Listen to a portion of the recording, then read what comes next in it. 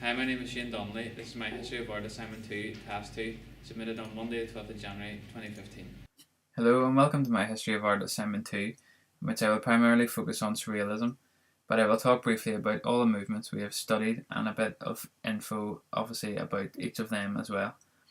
This is my art timeline that I have created in Photoshop. Obviously, it is too large to properly focus on the individual movements at its current level of zoom, so I will show you 4 or 5 movements at a time, hopefully, and talking about their key characteristics and the artists involved. So firstly, Impressionism. This was a 19th century art movement founded by a group of Paris-based artists. They became recognised in the 1870s, 1880s, and their name was taken from Claude Monet's Impression Sunrise piece. The Impressionists used small, thin brushstrokes of mixed and pure unmixed colour. Two key artists then from Impressionism was Claude Monet and Pierre-Auguste Renoir. Moving into Post-Impressionism, it was a development from Impressionism, obviously. From the 1880s onwards, artists developed different ways to use colour and patterns. Their characteristics were pointillism, along with obviously those similar to the Impressionists. Key artists from there was Vincent van Gogh and Georges Seurat. Then on to Art Nouveau next, as this was the first style movement to take inspiration from what was around them, things like the natural world. They used sinuous curvy lines, floral patterns, and tended to focus on the female form. The key artists from their time would have been Charles René Mackintosh and Alphonse Mucha. On to Art Deco. This was a costly and luxurious style. Its rich character fitted in with modern contexts, such as the Chrysler building and other building interiors, such as libraries. It followed a streamlined design using straight lines, and the key artists from there would have been Tamara de Lempicka and Erte, whose name was Roman de Tirtov. Then Fauvism,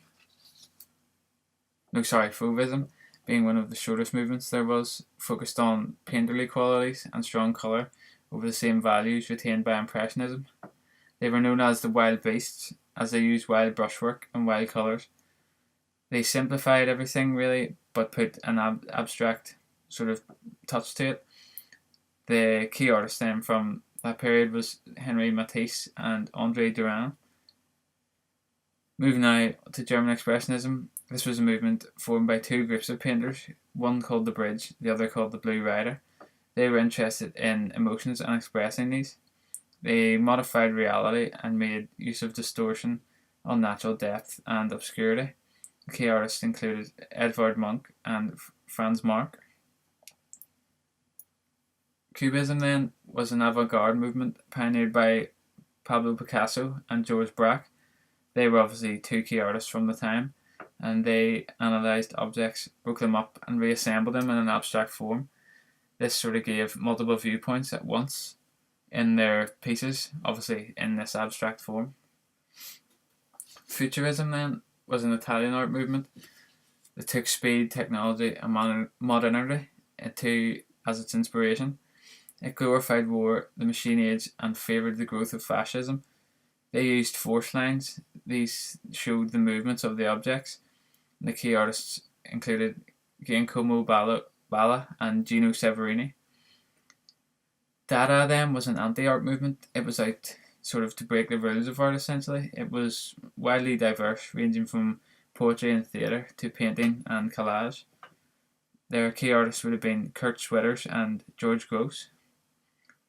The Bauhaus was established in Germany in 1919 and consisted of a group of architects and engineers and artists led by Walter Gropius. Joseph Albers and Wassily Kandinsky were the key artists of that particular movement. Then De Stijl, which is Dutch for the style, was a movement that was made up of artists and architects. They followed pure primary colour schemes and used functionalism in their work. And their key artists would include Gerrit Rietveld and Pierre Mondrian. I'll skip out Surrealism as I'll talk about it later in the presentation. So pop art was a movement that emerged in Britain in the 1950s when a consumer boom took place. They reflected current values of society and culture and borrowed from advertising and comic strips. Key artists from that period would have been Roy Lichtenstein and Andy Warhol. Op art then was a movement that used optical illusions as their work, and that's really all you could say about them. Obviously, the key artists then were Bridget Riley and Victor Varasoli.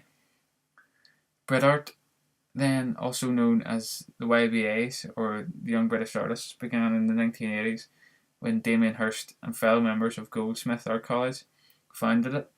They used throwaway materials and shock tactics in their work, and the key artists being Tracey Emin and Damien Hirst.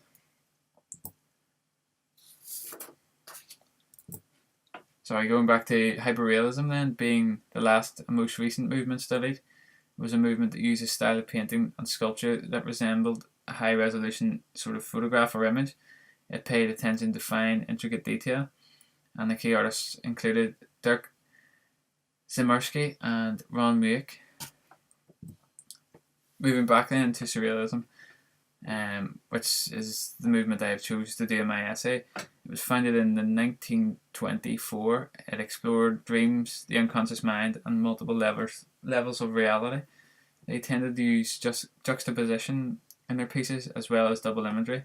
The key artists from this time would have been René Magritte and Salvador Dali.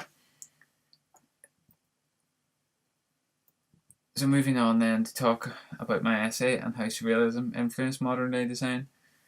Well, personally, in my opinion, anyway, in my essay I discussed how I believe Surrealism had an influence on street art, photography, advertising, web and graphic design, and obviously my own personal design work. Firstly then, street art, shown below is the work of the artist Banksy, and I believe his pieces are directly inspired by Surrealism. We know that Surrealism was born as a reaction to the chaos of World War I. Similarly, Banksy's work, well, these particular two pieces anyway, not all of his work is obviously a reaction to war, but these examples have been born in reaction to conflicts and world issues. So the similarities are there in that aspect, as well as that the way in which he has added a witty, colourful twist to the image of the child with the heavy machine gun adds to the surreal, sort of touch to this piece. Similarly, with the image on the right, he makes a surreal twist, uses his imagination to create a piece that could show the slave labour that was taking place in the third world countries at the time, and obviously still does happen to this day, but not as on a great scale as it used to be. Moving on then to photography, and my modern day surrealist photographer, Jerry Uelsmann. Not only is his work, in my opinion, mind-blowing, it's in fact incredibly similar to the work of René Magritte in particular, obviously from early day surrealism. You see here how his image on the left, Surrealist Vision, is using juxtaposition in terms of placing the photo frames along the horizon of this beach photograph. It then almost looks like a viewing gallery, sort of in like a great hall or a museum. Magritte then, in his earlier life, placed the train in the fireplace, making use of the juxtaposition, making you feel that the train could be coming out of a tunnel, even though to just someone who wouldn't know what juxtaposition is, it would just be a train almost just placed randomly in this photograph. The next piece shown here then on the left is René Magritte's original piece, The Human Condition, which you can see he has blended the canvas painting in with the outside backdrop. Jerry Uelsmann then has made his take on this, I believe, with his photography style in the middle image, and also a modern day designer has made their take on it in their image on the right. All have the water sort of, coming from the backdrop in this piece, all inspired by René Magritte's Human Condition. Well, so I believe anyway. Moving on to look at advertising, I find that Perrier had used surrealist techniques and style in one of their global ad campaigns. They have used surrealist characteristics to make this scene seem, incredibly warm, as things seem to melt all around obviously the main focus, which is the ice cold case of Perrier that the tennis player seems to be crawling towards. You see how the advertising like this wouldn't have been possible without surrealism having existed before it. Comparing the Perrier poster with the typical piece of early day surrealist advertising, you can see how both are exaggerated to create emphasis on a certain key point. The old poster being a propaganda poster from a Nazi war magazine, and you can see how they over exaggerate the glory of war, with Mercedes-Benz being the owner of this poster as the infantry and their huge air force charged towards battle. Obviously it is over exaggerated because nobody would have been able to get a photograph quite like that, but you can see similarities in the style in both examples, both modern day and the early day. Looking now at web and graphic design, you can see here in a brief second the example of a surrealist website, but nowadays I believe graphic designers tend to make use of image manipulation, which is essentially an advancement of double imagery that was used in obviously in early day surrealism. Also, designers tend to use surrealist mindset when designing something. They completely pour their imagination onto the canvas in terms of what would be called a brainstorm, which I think is an advancement of it. I believe that some of their pieces were essentially a brainstorm. Now, to look at this interactive website, it is actually taken from Adobe's Creative Cloud website, which is entirely interactive. And I'll just play this video now. You can see how everything moves around.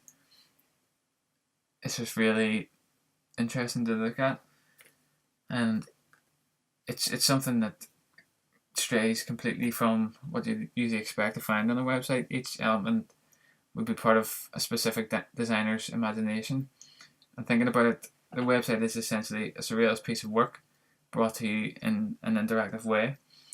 Obviously, through advancements in technology, our design work could be a lot more complex than what the early day surrealists would have been able to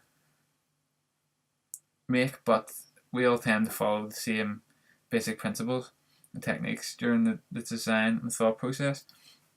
You see how this particular website, as you click on each element, each section, a different piece of information comes up, and something's always moving on it, so it's not just sitting still. It essentially is just one large piece of creativity, somebody's imagination, and how like what would be the best way to get across this information. Just stop that there. Moving on now to my own personal work and how surrealism has influenced my own work. It has changed the way I think about things, really, in terms of designs and idea generation. It makes you appreciate something new, I think, something out of the ordinary, which is what I have taken from my greatest inspiration in surrealism, Vladimir Kush. You see his piece on the right hand side here, called African Sonata, and how he's used his imagination to create a witty play on the elephant's trunk. I too took the elephant, and with his trunk I made a piece that sees the elephant's trunk used almost as an ink pen on this notepad. I've named the piece Signed Mr. Elephant. Obviously, who knows if it is a Mr. or a Miss, but it's just thought it was quite a witty title to give that particular piece. But I'm taking the question, has surrealism made me consider using different elements of design? Yes, personally I believe it has.